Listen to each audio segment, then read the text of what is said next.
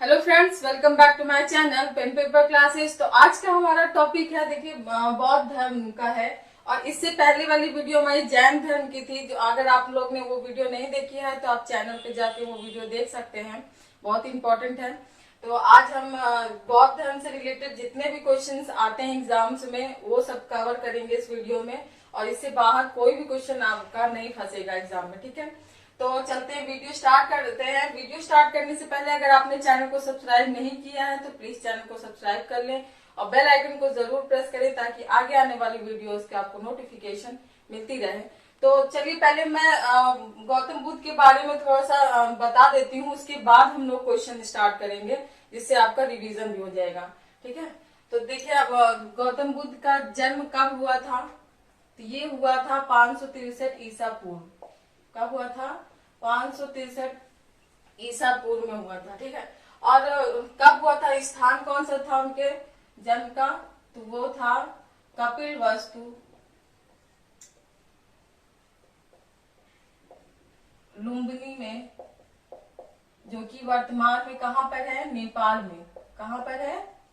नेपाल में पड़ता है, ठीक है। अब नेक्स्ट आते हैं, उनके पिता का नाम क्या था? तो उनके पिता का नाम शुद्धोधन था, ठीक। और उनकी माता का नाम महामाया देवी।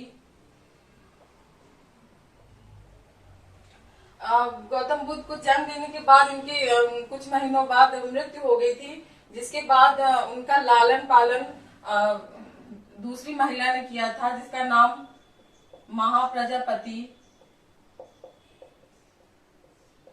गौतमी था, ठीक है।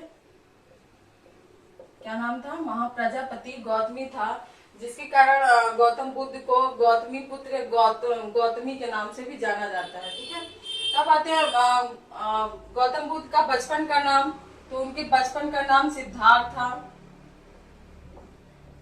ठीक है। यहाँ से बहुत से बच्चे कंफ्यूज हो जाते हैं कि सिद्धार्थ इनके बचपन का नाम था और इस जैन धर्म में महावीर स्वामी के पिता का नाम सिद्धार्थ था, ठीक है। इससे आप लोग कंफ्यूज नहीं होइएगा, यहाँ पे गौतम बुद्ध का बचपन का नाम सिद्धार्थ, ठीक है। तो अब आते हैं नेक्स्ट। अब नेक्स्ट क्या है, उनकी पत्नी का नाम क्या था? यशोधरा। क्या नाम था? यशोधरा। और उनके पुत्र का नाम राहुल था। क्या नाम था? राहुल था। और देखिए, यहाँ पे उन्होंने गृह त्याग कब, कौन, कितनी उम्र की आयु में किया था? तो उन्होंने 29 वर्ष की आयु में गृह त्याग कर दिया था,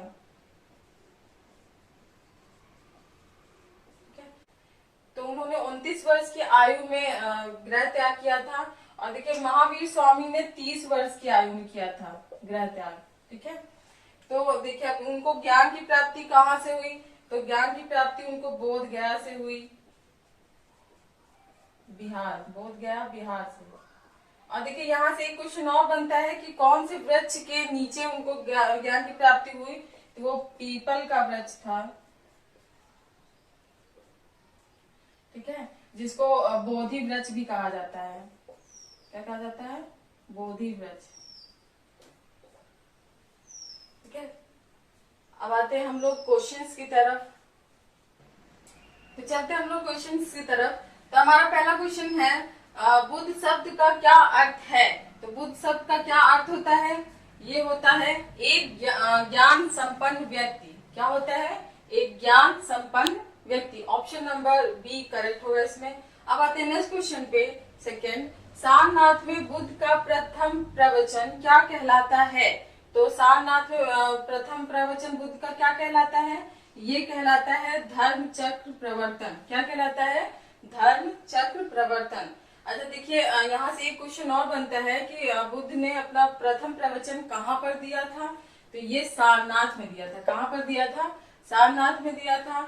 और देखिए, उनके जो उन्होंने गृह त्याग किया था तो उसको क्या कहते हैं? वो उसको महाविनिष्क्रमण कहते हैं, गृह त्याग। और संबोधि, उनके जो शिक्षा प्राप्त हुई थी उसको कहते हैं, जो ज्ञान प्राप्त हुआ था। और महापरिनिर्वाण, ये इनकी मृत्यु को कहते हैं, ठीक है। नृत्य। तो इसका करेक्ट ऑप्शन हो जाएगा धर्मचक्र प्रवर्तन। अब नेक्स्ट क्वेश्चन पे आते हैं, जातक किस धर्म का पवित्र ग्रंथ है? तो जातक किस धर्म का पवित्र ग्रंथ है? तो ये बौद्धों का है। क्या है? बौद्धों का। अच्छा, बौद्ध में इस एक और पवित्र ग्रंथ है जो कि त्रिपिटक है, बहुत बार पूछा गया है। त्रिपिटक बहुत इंपॉर्टेंट है ये भी ग्रंथ।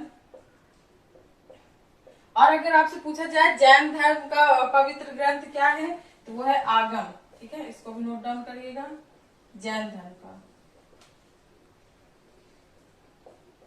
ठीक, अब आते हैं हम लोग अपने नेक्स्ट क्वेश्चन पे। तो हमारा नेक्स्ट क्वेश्चन है, फोर्थ क्वेश्चन पे, बौद्ध ग्रंथ पिटकों की रचना किस भाषा में की गई थी? तो ये किस भाषा में की गई थी बौद्ध ग्रंथ की पिटकों की रचना? तो ये पाली भाषा में की गई थी। किस भाषा में? पाली भाषा में। और बौद्ध ग्रंथ के 3 पिटक होते हैं, कौन कौन से? शुद्ध, विनय और अभिधम। ठीक है, तो ये 3 पिटक होते हैं। तो इसका करेक्ट ऑप्शन हो जाएगा ऑप्शन नंबर डी, पाली भाषा। अब नेक्स्ट आते हैं, गौतम बुद्ध द्वारा अपने धर्म में दीक्षित किया जाने वाला अंतिम व्यक्ति कौन था? तो ये कौन था अंतिम व्यक्ति? ये था सुभद। कौन था? सुभद। ऑप्शन नंबर बी करेक्ट होगा। अब आते हैं नेक्स्ट क्वेश्चन पे, बुद्ध का गृह त्याग का प्रतीक है। तो क्या है गृह त्याग का प्रतीक? ये है घोड़ा। क्या है? घोड़ा। गृह त्याग का प्रतीक है घोड़ा। और देखिए यहाँ पे कमल और साड़ ये है जन्म के प्रतीक। ठीक है, और ये पीपल है ज्ञान प्राप्ति के प्रतीक है।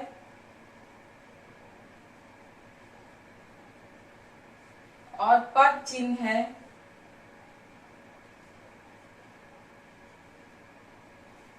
पद चिन्ह है निर्वाण। क्या है? निर्वाण। ठीक है, तो इसका करेक्ट ऑप्शन हो जाएगा ऑप्शन नंबर ए, घोड़ा। अब आते हैं नेक्स्ट क्वेश्चन पे।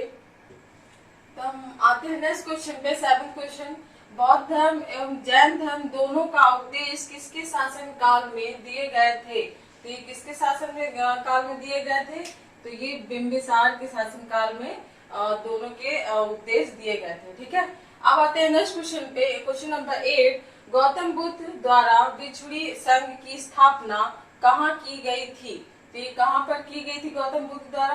तो ये की गई थी वैशाली में। कहाँ पर की गई थी? वैशाली में। और सारनाथ में उन्होंने अपना पहला प्रवचन दिया था, और गया में उनको ज्ञान प्राप्ति हुई थी, और कपिलवस्तु में उनका जन्म हुआ था। ठीक है, तो इसका करेक्ट ऑप्शन हो जाएगा ऑप्शन नंबर ए, वैशाली। अब नेक्स्ट आते हैं, किसे एशिया की रोशनी यानी द लाइट ऑफ एशिया कहा जाता है?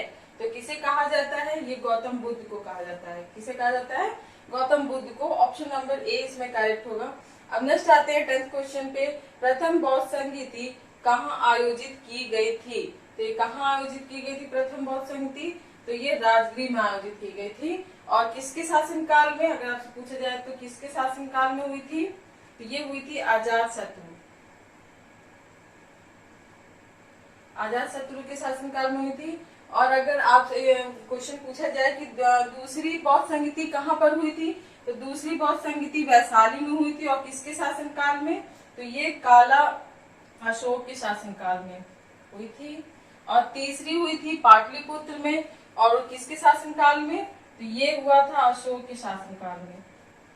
ठीक है, और चौथी बौद्ध संगीति हुई थी कुंडलवन में। तो किसके शासन काल में? ये कनिष्क के शासन काल में। ठीक है, ये आप सारे याद रखिएगा।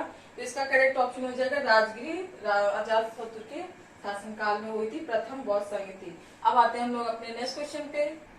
अब आते हैं नेक्स्ट क्वेश्चन पे, 11th क्वेश्चन, गौतम बुद्ध के गुरु कौन थे? तो गौतम बुद्ध के गुरु कौन थे? बहुत इंपॉर्टेंट क्वेश्चन है ये। अलार कलाम। कौन थे? अलार कलाम थे। ऑप्शन नंबर सी करेक्ट होगा। अब आते हैं हम लोग नेक्स्ट क्वेश्चन पे, अशोकाराम विहार कहाँ स्थित है? तो ये कहाँ पर स्थित है? ये पाटलिपुत्र में स्थित है। ठीक है, अशोकाराम विहार पाटलिपुत्र में स्थित है। ऑप्शन नंबर बी करेक्ट होगा।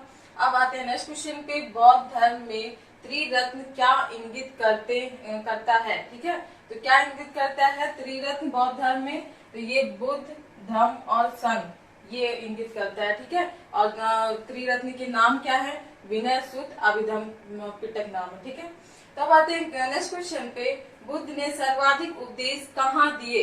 तो कहाँ दिए थे सर्वाधिक उपदेश? ये श्रावस्ती में दिए थे। और उनका जो पहला उपदेश था वो सारनाथ में दिया था, पहला। ठीक है, तो इसका करेक्ट ऑप्शन हो जाएगा ऑप्शन नंबर डी, श्रावस्ती। तो इसका करेक्ट ऑप्शन हो गया श्रावस्ती, ऑप्शन नंबर डी। ठीक है, तो आज के इतने ही क्वेश्चंस थे हमारे। आई होप आप लोग को वीडियो पसंद आया होगा। अगर आप लोग को इस वीडियो की पीडीएफ चाहिए तो आप लोग हमारा टेलीग्राम ग्रुप ज्वाइन कर सकते हैं, और इसकी लिंक आप लोग को डिस्क्रिप्शन बॉक्स में मिल जाएगी। पेन पेपर क्लासेस के नाम से टेलीग्राम ग्रुप है हमारा। ठीक है, तो आई होप आप लोग को वीडियो पसंद आ रहे होंगे। वीडियो पसंद आ रहे हैं तो प्लीज चैनल को सब्सक्राइब कर दें और बेल आइकन को जरूर प्रेस करें, ताकि आगे आने वाली वीडियोस की आपको नोटिफिकेशन मिलती रहे। मिलते हैं नेक्स्ट वीडियो पे। Thank you.